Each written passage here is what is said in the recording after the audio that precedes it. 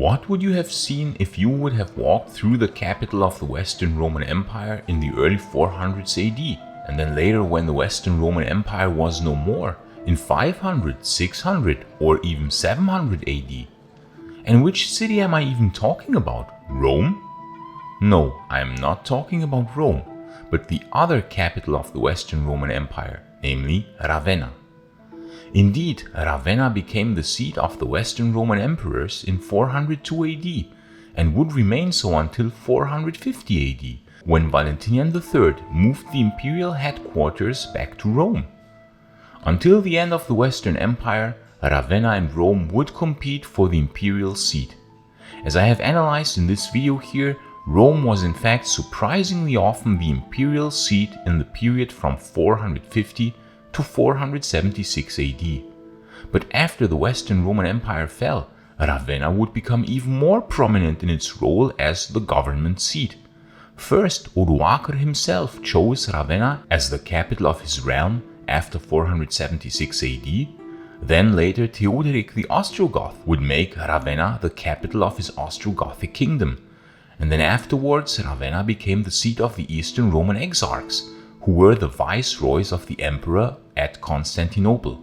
So how then can we imagine this fascinating city of Ravenna from 402 AD, when it became the Western Roman imperial seat under Honorius, until the last exarch was killed by the Lombards in 751 AD, and thus the exarchate of Ravenna ended?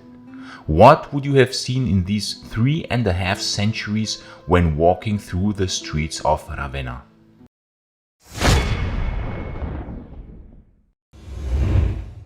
It was in 402 that the young Western Roman Emperor Honorius moved the imperial seat from Mediolanum, modern-day Milan, to Ravenna. The reason was that Alaric had invaded Italy.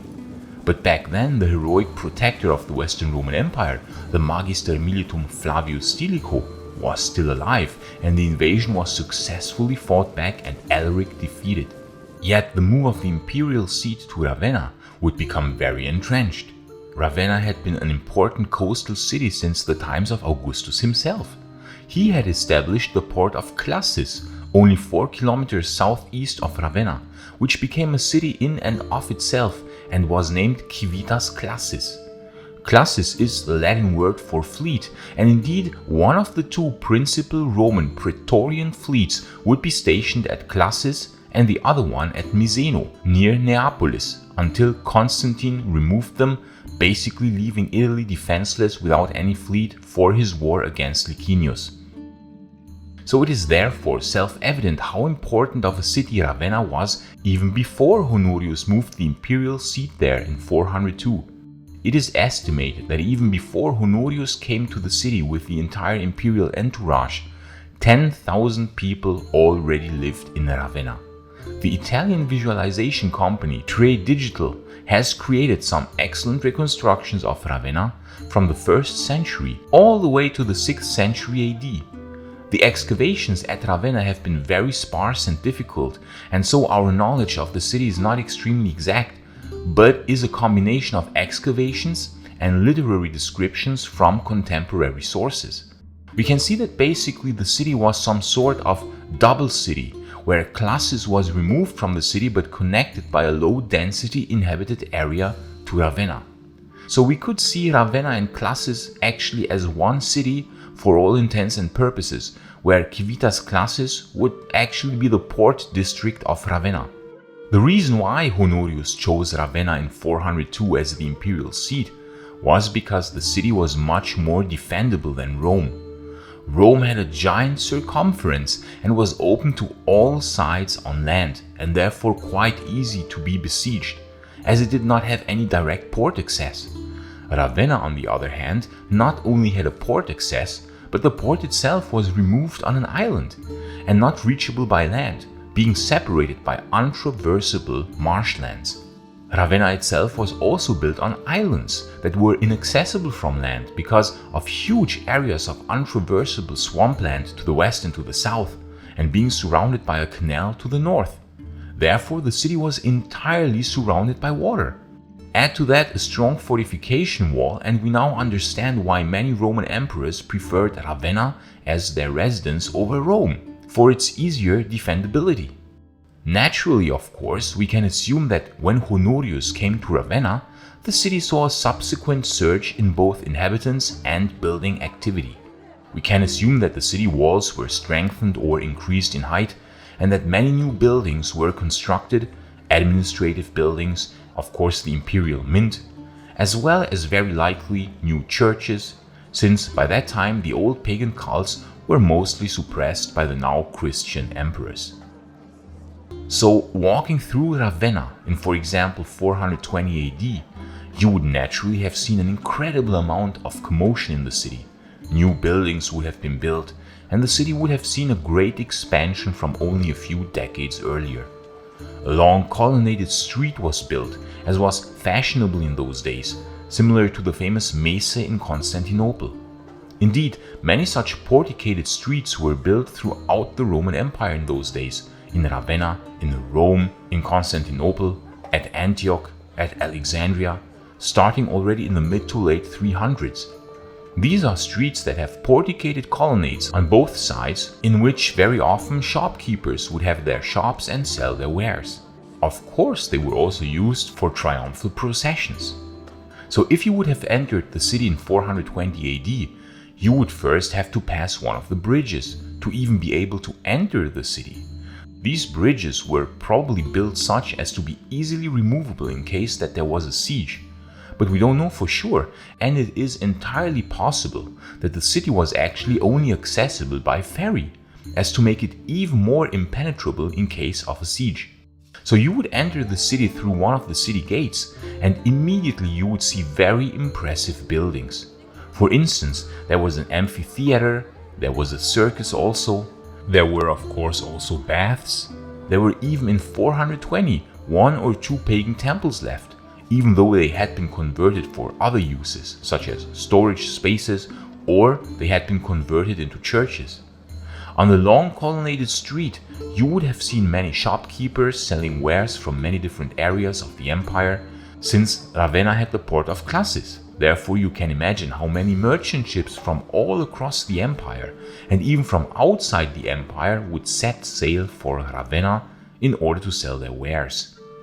Honorius, interestingly it appears, chose to reside in the residence of the former Praefectus Classis Ravenatis, which was then of course enlarged when Honorius moved to Ravenna.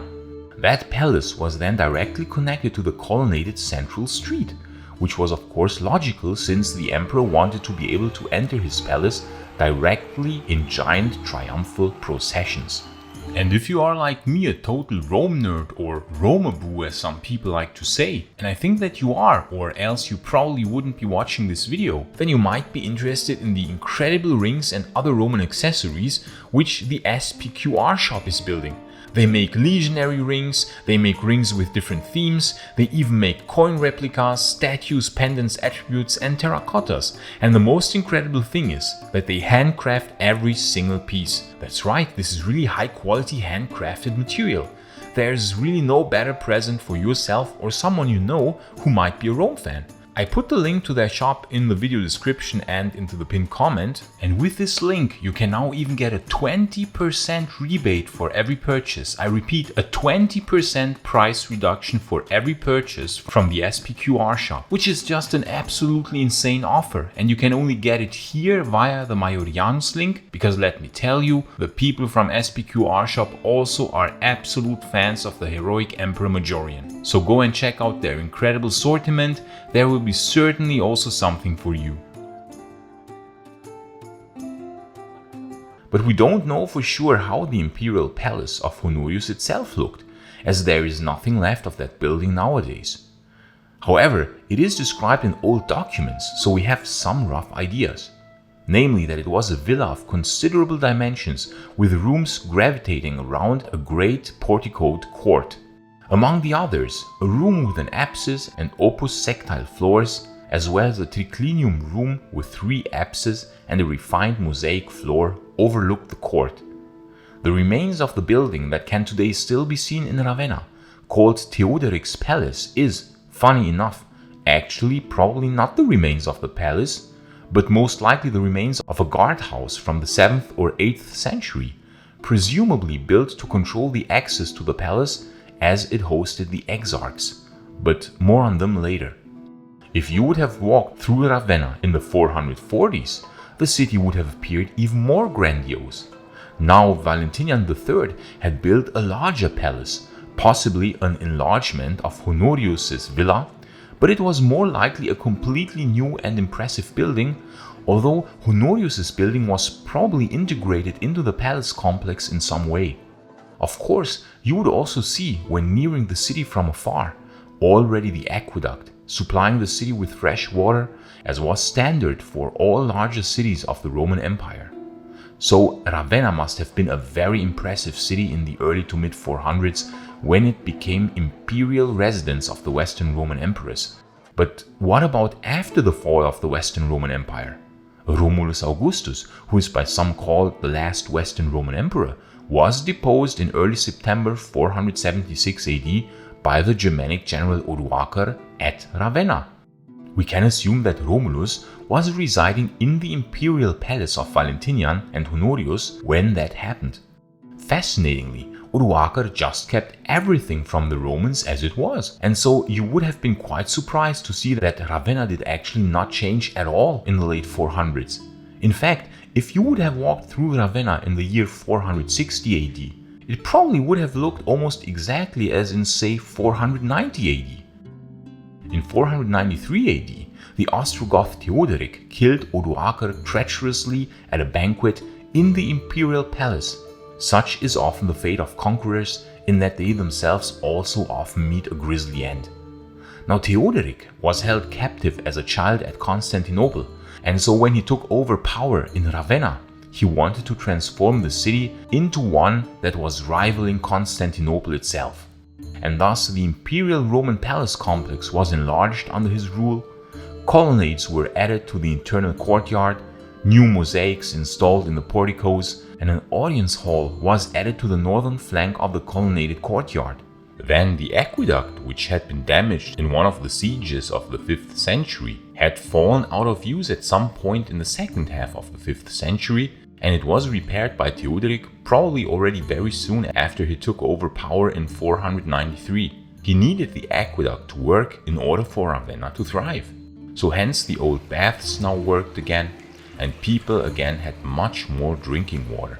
Additional churches were built, the old imperial coin mint was even kept by, and Theodoric issued coins of an impressively high quality at Ravenna, a quality that was actually even better than the coins that were issued from the late Western Roman emperors in the same city. And please consider supporting this channel via Patreon or YouTube membership, because I really need your help in order to be able to continue this work on late Roman history. Without your support, I don't know how much longer I can continue this channel, because as you can imagine, the YouTube algorithm does not exactly push a niche topic such as late Roman history. Alternatively, you can help this channel by buying my merch directly here on YouTube. I have created a merch store with some cool or funny or weird late Roman merch, which you can buy directly here via YouTube in the video description. Thank you very much. So if you would have walked through Ravenna in 520 AD, you would have been surprised to find it as impressive, possibly even more impressive, than it had been in the mid-400s. There would have been the same bustling activity everywhere. The buildings and the building style was still the same late antique Roman style, and you would not have thought that the Roman Empire had fallen. There was absolutely no sense of a fall of any form. In fact, the city probably looked better than it did in the last years of the Western Roman Empire, for example in the early 470s, as paradoxical as this may sound. But then the Eastern Roman Empire attacked. A lengthy and brutal war followed, which lasted 20 years, in the process of which much of Italy was devastated. It is of course very logical that Ravenna certainly also must have suffered. The city was captured by Belisarius himself in 540, and we can assume that certainly damage must have been inflicted onto the city in the 20 years of Gothic war.